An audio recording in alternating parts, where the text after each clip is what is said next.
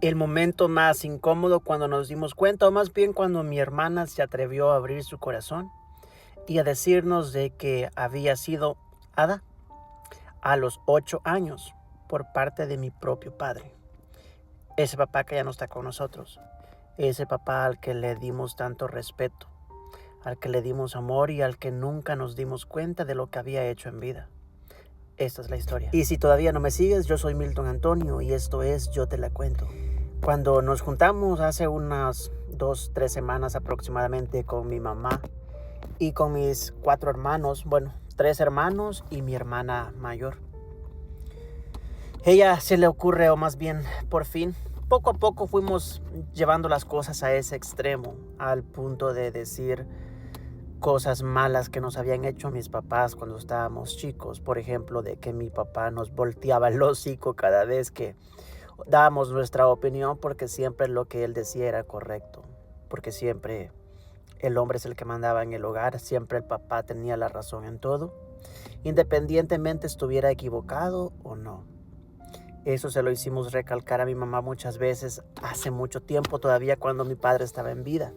Pero pues a ella no le importaba, ella estaba acostumbrada a la vieja escuela, a esa educación que sus papás le habían enseñado, de que el hombre tenía que educar a la mujer.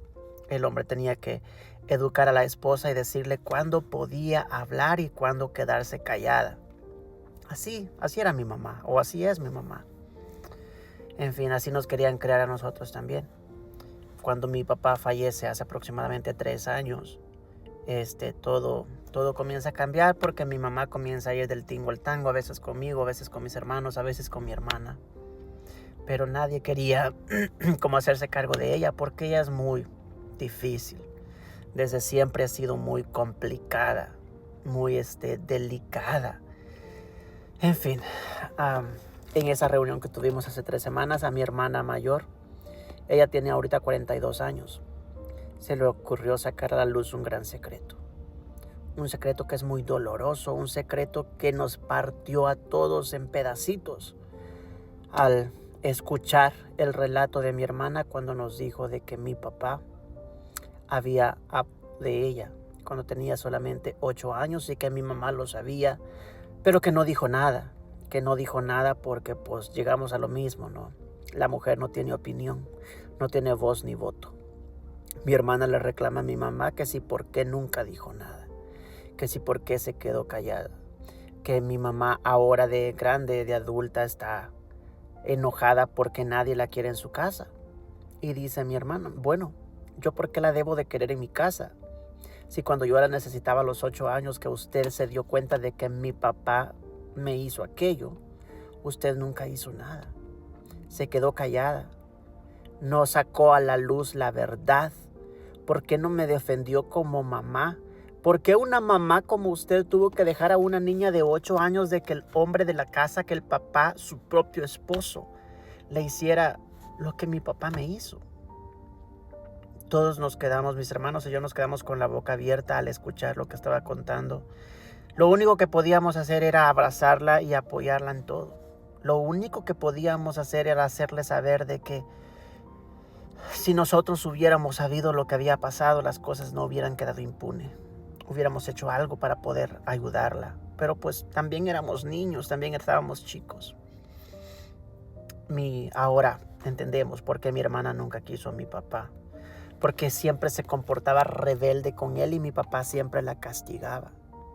Pero pues así nos castigaba a nosotros también, pero con ella era más fuerte porque era mujer.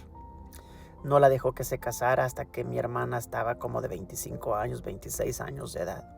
Antes de eso no la dejaba ni siquiera tener novio, mientras a nosotros, pues desde los 16 años andábamos con noviecillas.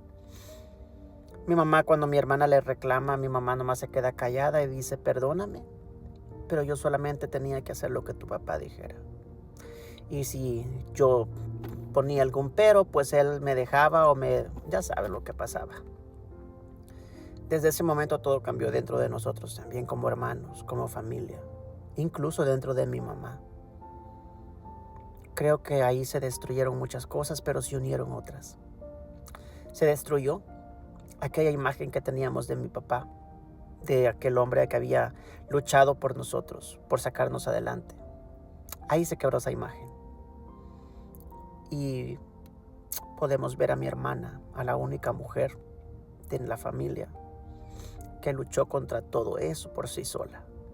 Y veo a una madre también que nunca hizo nada para poder salvar a su hija, independientemente de cómo haya sido la educación que a ella le dieron. Y te recuerdo de que esta no es mi historia, pero que yo te la cuento. Yo soy Milton Antonio.